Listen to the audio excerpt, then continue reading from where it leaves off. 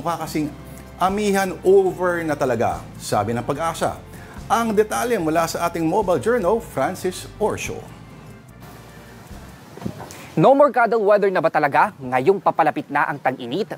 May amihan man kasi ngayon, baka huling hirit na raw yan, sabi ng Pag-asa. Nagtataka ba kayo kung bakit 6 a.m.?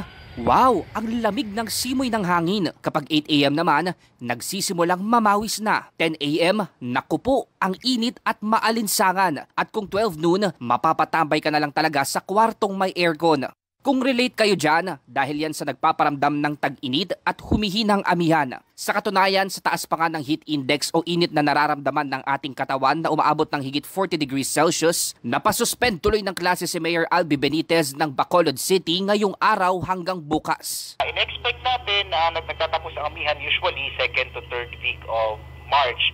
At since tayo ngayon ay nasa ikalawang linggo na ng Marso, so hindi inalis yung posibilidad na maaaring magtapos na ito ngayon. Pero nagpaulan pa yung amihan nitong weekend sa Bicol Region. Muli kasing nanumbalik ang amihan surge at hindi lang malamig na panahon ang dala nito. Yun nga lang, mukhang last na raw yan. Ilang linggo na rin kasing nakakaapekto ang easterlies na nagdadala ng mainit at maalinsangang panahon. Yan din ang isa sa mga dahilan ng pagtaas ng temperatura.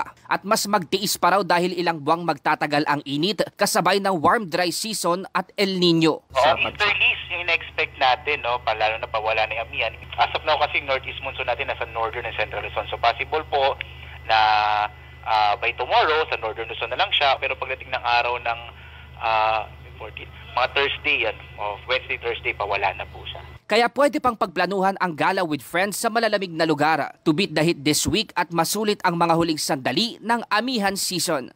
Mobile journalist Francis Orsio po, hatid ang mukha ng balita.